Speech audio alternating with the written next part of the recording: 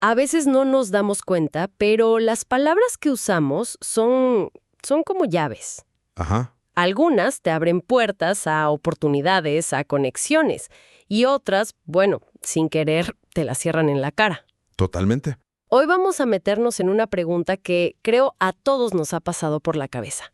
¿Por qué hay gente que parece conectar sin esfuerzo? Sí, Que deja una huella en cualquier lugar mientras otras personas pues luchan por ser escuchadas.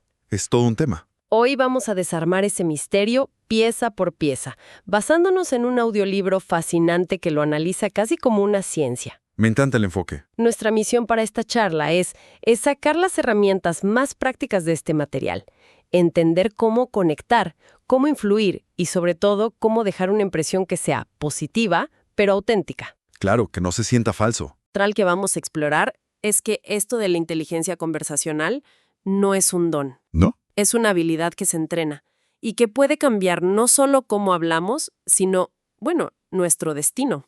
Y es que vamos más allá de las palabras, ¿no? Lo que exploraremos es, en realidad, la ciencia del impacto. La ciencia del impacto. Suena grande. Lo es. Este material argumenta que las cosas que a veces ignoramos, ¿Cómo qué? nuestro lenguaje corporal, la forma en que escuchamos, cómo hacemos las preguntas, todo eso determina más del 80% de la percepción que los demás tienen de nosotros. 80%. Es muchísimo. Y lo más fuerte es que ese juicio se forma en los primeros poquísimos segundos. Entremos de lleno ahí porque es una idea que asusta un poco.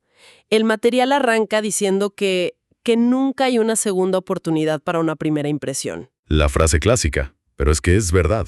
Y lo conecta con un concepto de la psicología, el thin slicing, o sea, como un análisis superficial. Exacto. Básicamente que nuestro cerebro es una máquina de hacer juicios rápidos y en un parpadeo decide si alguien es confiable, si es competente. Si es interesante. Es casi como si antes de hablar ya nos estuvieran evaluando. Exactamente. Y para manejar ese juicio, que es inevitable, se proponen 3 pilares. A ver. Para una primera impresión verbal que sea poderosa: claridad, confianza y curiosidad. Claridad, confianza y curiosidad. Ok. Claridad para que tu mensaje llegue directo. Confianza para que tu voz y tu cuerpo lo respalden. Y curiosidad para que la conversación no se muera en el saludo. Para que no sea un hola y chao. Justo. No se trata de actuar, sino de ser intencional desde el principio. Me encantaron los ejemplos que da, porque son súper del día a día. En vez del típico y vago, hola, ¿qué tal? Que siempre termina en un bien, ¿y tú? Siempre. Se sugiere algo que muestre intención, como acercarte y decir, hola, disculpa, te escuché comentar sobre tal tema y me pareció fascinante. ¿Me cuentas más? El cambio de energía es abismal. Pasas de ser alguien pasivo a ser el que inicia una conversación de verdad. Exacto. Pero acá viene una parte que me genera dudas. El audiolibro habla de la regla de los 3 segundos. Ajá. Dice que no dejes pasar más de ese tiempo para empezar a hablar, para que no te gane la ansiedad. Suena bien en teoría, pero ¿no es un poco arriesgado? ¿En qué sentido? Me imagino acercándome a alguien y quedándome en blanco. ¿No puede ser todavía más incómodo? Es un riesgo, claro. Y el material no dice que la primera frase deba ser brillante o perfecta. Para nada. Ah, ok. El punto es que la acción, aunque sea imperfecta, rompe la parálisis de la ansiedad. Es una técnica para ganarle a tu propia mente. Entiendo. Porque en 10 segundos tu cerebro ya construyó 1000 excusas para no hacer nada. Es mejor un simple «Hola, qué buen café», que 5 minutos de silencio mientras se te va la oportunidad. Ok, visto así tiene sentido. Es más para romper la inercia. Y eso me lleva a otro punto clave. El poder de la primera pregunta. Importantísimo. Citan a Dale Carnegie y se insiste en que preguntar es mucho más poderoso que afirmar. Totalmente. Es que activa un principio psicológico potentísimo, la reciprocidad. ¿Cómo funciona eso? Cuando haces una pregunta genuina, le das el protagonismo a la otra persona. La haces sentir escuchada, valorada. Claro. Y no una pregunta tipo interrogatorio como ¿a qué te dedicas?, sino algo que invite a reflexionar, como ¿qué es lo que más te apasiona de lo que haces? O ¿qué te llevó a interesarte por este campo? Esas preguntas te posicionan inmediatamente como alguien curioso y empático, no como alguien que solo quiere hablar de sí mismo. Hay una estadística en el material que de verdad me dejó helada. ¿Cuál? Dice que más del 70% del impacto de nuestro mensaje es no verbal. Sí, es un clásico. O sea que antes de que abramos la boca, nuestro cuerpo ya contó una historia entera sobre nosotras. La partida ya está casi ganada o perdida. ¿Cómo puede ser tan alto? Parece exagerado, pero tiene todo el sentido evolutivo. Nuestro cerebro está programado para detectar confianza o amenaza por el cuerpo, mucho antes de que existiera el lenguaje. Claro, es más primitivo. Por eso el audiolibro se apoya mucho en la investigación de Amy Cuddy, de Harvard. Ah, sí, la he oído mencionar. Lo de las posturas de poder. Eso mismo. La idea de que si adoptas una postura de confianza, como más expansiva, tu cerebro se lo empieza a creer. Justo. Y aunque hay que decir que esa investigación original ha tenido sus debates en la ciencia, Entiendo. el principio de que tu cuerpo afecta tu mente, esa idea de actuar como sí, sigue siendo súper poderosa. No es magia. Le estás mandando una señal a tu propio cerebro. O sea que parar que erguida antes de una reunión importante. Claro, ponerte de pie con los hombros hacia atrás. Eso literalmente cambia tu química cerebral. Reduce el cortisol, la hormona del estrés. Tu cuerpo está entrenando a tu mente. Y esto se desglosa en partes muy concretas. Primero, la mirada. Se habla de mantener contacto visual entre el 60 y el 70% del tiempo. El equilibrio justo. Menos que eso pareces desinteresada. Más puede ser intimidante. Luego, la postura, que dicen es un reflejo de nuestro diálogo interno. Tal cual. Una espalda encorvada grita, no estoy seguro. Mientras que una postura abierta dice, creo en mis palabras. Me recuerda a todas esas reuniones por video, ¿no? Uf, sí. Alguien dice algo brillante, pero está todo encorvado, mirando para abajo. Y su mensaje se pierde. Es el ejemplo perfecto. Y finalmente, la voz. No es solo qué dices, sino cómo suena. El tono. El tono, el ritmo. Hablar muy rápido transmite ansiedad. Muy lento puede sonar a duda. La clave, según el material, está en la variación. Y sobre todo en las pausas. Las pausas estratégicas. Una pausa antes de decir algo importante puede ser más elocuente que 1000 palabras. El ejemplo del libro es genial. Una entrevista de trabajo. 2 candidatos, mismo currículum. Ok. Uno entra arrastrando los pies, mirando al suelo. El otro entra con paso firme, sonriendo, se siente erguido. Aunque no hayan dicho nada, ¿a quién ves como más competente? Al segundo, sin dudarlo. La decisión ya está casi tomada. Todo esto de proyectar confianza es clave, pero me lleva a la otra mitad de la ecuación, la que casi siempre olvidamos. ¿Cuál sería? ¿Qué pasa cuando no hablamos? El material plantea algo que me pareció fascinante, que los mejores comunicadores son en realidad los que mejor escuchan. Es una de las grandes paradojas, ¿no? Creemos que para ser interesantes tenemos que hablar un montón, y suele ser al revés. Vuelven a citar a Dale Carnegie. Sí, puedes hacer más amigos en 2 meses interesándote por los demás que en 2 años intentando que los demás se interesen por ti. Y eso nos lleva a la escucha activa. Que no es solamente estar en silencio mientras el otro habla, ¿verdad? Para nada. Escuchar activamente es un ejercicio de vaciar tu mente para recibir al otro. Vaciar la mente. Sí, no estar pensando en tu respuesta. No estar esperando tu turno para meter tu comentario. Es prestar atención a las palabras, al tono, a las emociones, a lo que no se dice. Claro. El error más común, y acá caemos todos, es escuchar para responder. Exacto. La meta es escuchar para comprender. Es un cambio de objetivo que lo transforma todo.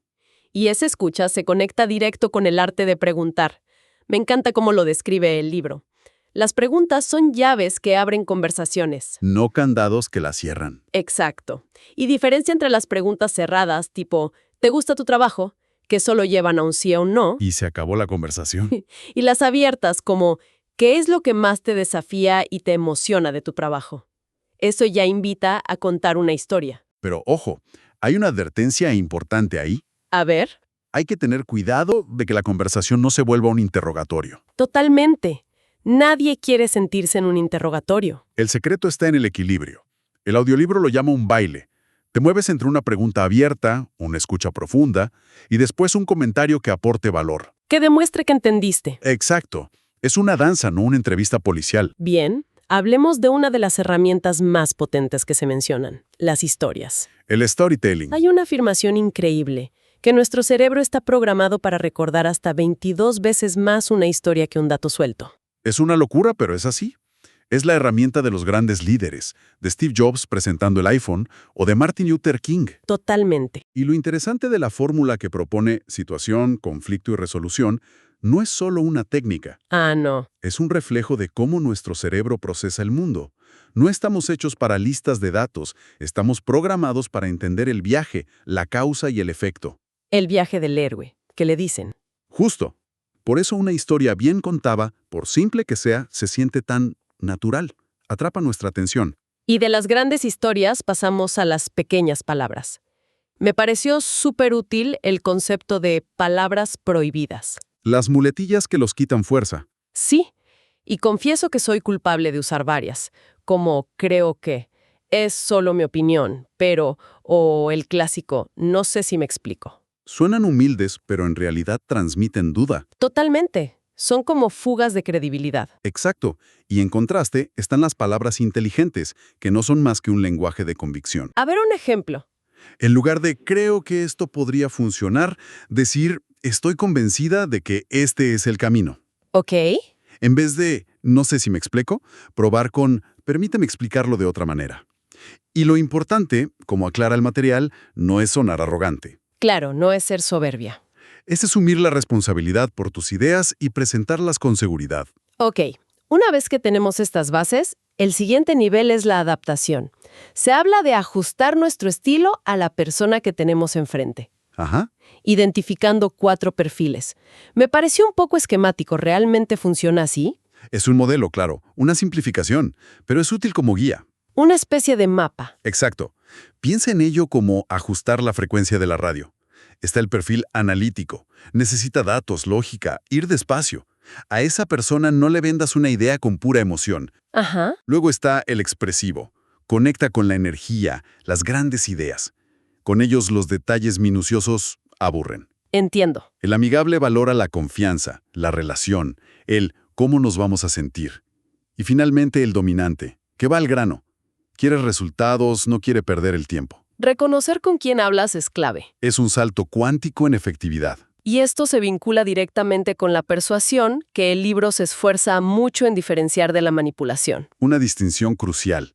Manipular es para tu propio beneficio. Persuadir, como se define aquí, es influir con respecto, buscando un resultado que beneficia a todos. Ganan las dos partes. Exacto. Mencionan principios de Cialdini, como la reciprocidad, dar algo de valor primero. O el de la emoción. La gente toma decisiones con el corazón y después las justifica con la cabeza. La lógica convence, pero la emoción mueve. Esa es la frase. Y todo esto culmina en la idea del lenguaje del líder. La fuente sostiene que un líder no es alguien con un cargo, sino alguien cuyas palabras inspiran. Que dan claridad, que pintan una visión del futuro. Exacto. El ejemplo que se usa es muy potente. Recuerdan que el discurso de Martin Luther King fue tengo un sueño, no tengo un plan. Qué buena diferencia. Es fundamental. Un plan habla de tareas, de logística. Un sueño habla de propósito, de esperanza, de un porqué. El lenguaje que realmente moviliza a la gente es el que apela a esa visión más grande. Hemos recorrido un camino bastante completo, desde esos primeros segundos críticos y el lenguaje del cuerpo, Sí, un buen viaje. hasta el poder de escuchar de verdad, de contar historias y de elegir bien las palabras. Me queda claro que esto no es solo un manual de trucos. No para nada. Es una invitación a cambiar la mentalidad, a ser mucho más conscientes con nuestra comunicación. Y el mensaje final que deja el material es de empoderamiento. Hablar con inteligencia no es un don con el que se nace. ¿Es una habilidad? Es una habilidad que, como cualquier otra, se entrena. Y ese entrenamiento no requiere grandes gestos. Empieza con cosas pequeñas. Por ejemplo, Intentar una pregunta abierta hoy. Hacer una pausa antes de reaccionar en una discusión. O contar una pequeña anécdota con esa fórmula. Situación, conflicto, resolución. pequeños cambios. Son pequeños cambios que, practicados a diario, generan un impacto enorme con el tiempo. Para cerrar, la fuente nos deja con una reflexión final que es muy poderosa. Describe nuestras palabras como semillas invisibles. ¡Qué buena imagen! Semillas que plantamos en cada conversación y que con el tiempo cosechamos como respeto, confianza, oportunidades. Ajá. Así que la pregunta que queda flotando es, si nuestras conversaciones de la última semana fueran un jardín, ¿qué hemos estado cultivando? qué semillas de conexión, de oportunidad o de confianza hemos esparcido tanto para los demás como para nuestro propio futuro.